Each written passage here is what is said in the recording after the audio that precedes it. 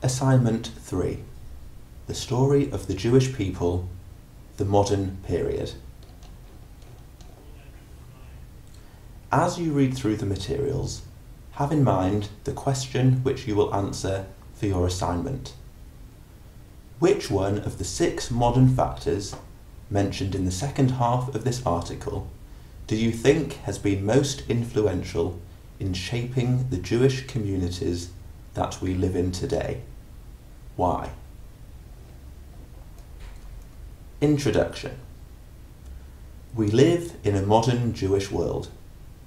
The world that existed before modernity was very different and organised in a totally different way. What makes the world modern? What things characterise the modern world that were not part of the pre-modern world? Here are some of the most important elements. A. The idea that individuals have rights, including individuals from minority groups. B. The development of democracy, rule by the people. C. Advances in the status of women in society. D. Mass education and literacy. E. The development of the mass media. F. A less central role for religion in many people's lives. G. Industrialization and urbanization. H. Medical advances and longer life expectancy. These elements developed in different parts of the world at different times. Modernity first came to Western Europe, France, Germany, Great Britain, from the end of the 17th century and right through to the 18th century. People began to question the world around them and think about how society could be organised in different ways. The rest of Europe was slower to develop. The further Eastern Europe, the later the changes happened. For many other places in the world, particularly those places under Muslim rule, modernisation only happened much later and well into the 20th century, often when European nations took control of foreign countries and left their mark. Given this variation, modernity started to penetrate the Jewish world at different times in different places. Modernity comes to the Jews. As the influence of modernity spread, Jews began to think about changing aspects of their life to fit in with ideas coming from the outside world.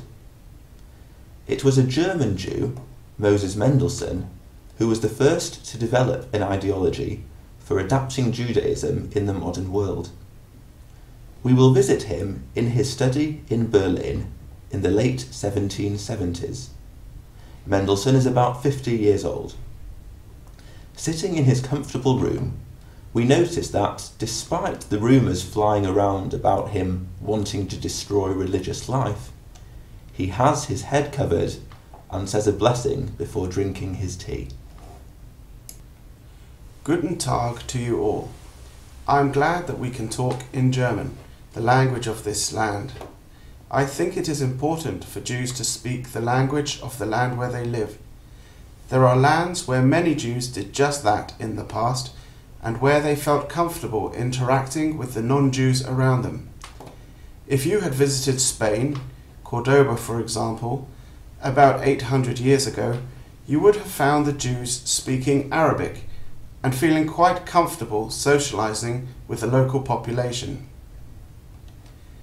However, Jews in Northern or Eastern Europe have never interacted in any meaningful way with the surrounding population. Nowadays, practically all Jewish communities around the world have become distant from their non-Jewish neighbours. They did not want us, and therefore we did not want them. We decided that we were superior and announced that we would turn our backs on the non-Jewish world. In truth, it was they who turned their backs on us. But what does it matter who started the process? The important thing is to understand that the world outside is changing. We now have an opportunity to develop much more positive relationships with the outside world.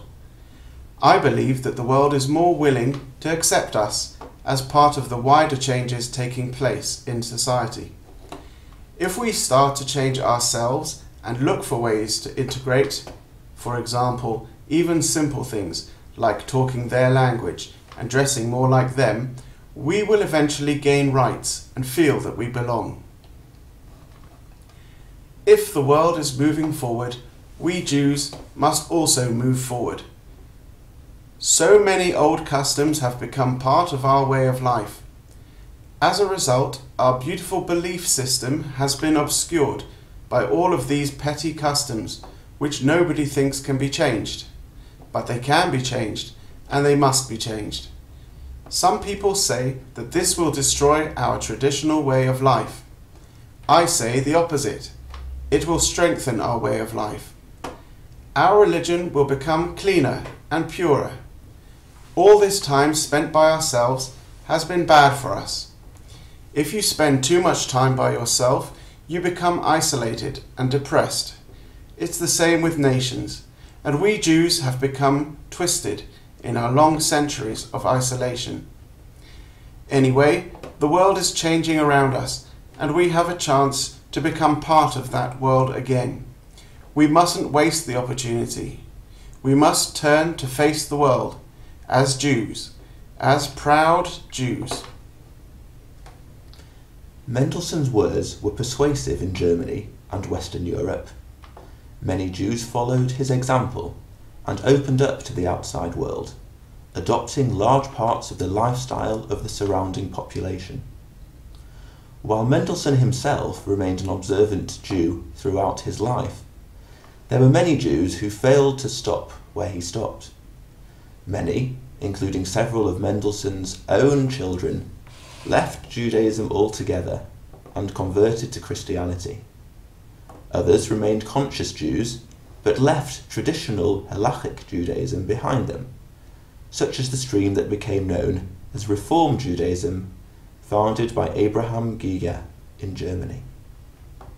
Another development from the mid-19th century was the emergence of modern Orthodox Judaism, first introduced by Rabbi Samson Raphael Hirsch, also in Germany.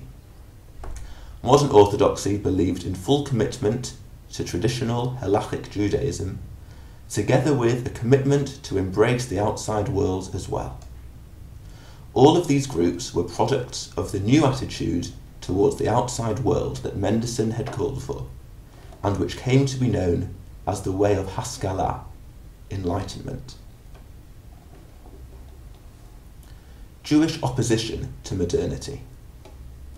Moses Sofer, known as the Khatam Sofer, was a rabbi in Bratislava, which was then called Pressburg, and in Hungary, in the early 19th century. He opposed anything to do with the Haskalah and believed that all of these new ideas and changes would be disastrous to Judaism. Let us meet him and hear his thoughts. When I was born in Germany, Mendelssohn was just over 30 years old. Already by then he had set off on his career of self-destruction. Oh, I'm not going to paint him as the devil. I'm sure he was a good man in his own way, but unfortunately he never understood the consequences of his harmful ideas. Look at the situation that he created. Almost no German Jew today lives the same way of life as his grandfather or great-grandfather. We used to be a community who preserved the way of life of our ancestors as much as possible, so that nothing would be lost. But now everyone talks about change. The whole thing is a disaster. We have lost our Judaism. All over the lands of Western Europe, Jewish boys and men no longer cover their heads. They look just like the non-Jews, the Goyim. They have no pride in being Jewish. All they want is to be exactly like their non-Jewish neighbours. Is this what we were meant to be? We were taught to be a light unto the nations, as Isaiah put it. We must act as an example of what it means to be a holy nation, a nation who lives for God alone. and now we behave as if the nations are alike to us, and we try to copy everything that they do. It is humiliating to think that stooping to the level of the non-Jews is something that Jews should do. We must go back to the traditional way, and keep far away from all things modern. We must be on our guard. Sin creeps in when we least expect it. The outside world is sin. We must keep it away from our door. The Khatam Sofer had a strong effect on Jews in Central and Eastern Europe, but in Western Europe his views had little influence. Different stories in different places. Modernity affected different Jewish communities in different ways. Let us examine the situation in the middle years of the 19th century in different parts of the world. In general, we can divide the Jewish world into three contrasting areas. A. In Western Europe, parts of Central Europe, and the small Jewish community of North America, the Haskalah and Enlightenment encouraged the vast majority of Jews to enthusiastically consider themselves as a part of the outside world. B. In other parts of Central Europe and in Eastern Europe, the old suspicion towards the outside world still existed. Jews were either ignorant of the changes in the West, afraid that changing ideas in the West might come to affect them, totally against the ideas themselves, influenced by the Khatam Sofer and other rabbis. The Haskalah missed Jews living in Muslim lands, especially in the East, almost entirely. For them, the world around them virtually stayed the same, as it had done for centuries. The days when Jews had felt welcomed by the Arab world in Cordoba or in Kairouan had long gone. For generations, Jews in these parts had maintained the same defensive position towards the outside world that Western Jews had kept. They suspected representatives of the outside world as being potentially harmful. Large parts of Arab and Muslim society were closed to them as Jews. Only in some specific areas, usually capital cities and large towns of countries which were conquered or ruled by Western nations, would Jews in Eastern countries experience some of the results of modernization. That ends the first part of assignment 3. There will be a second recording for the second part.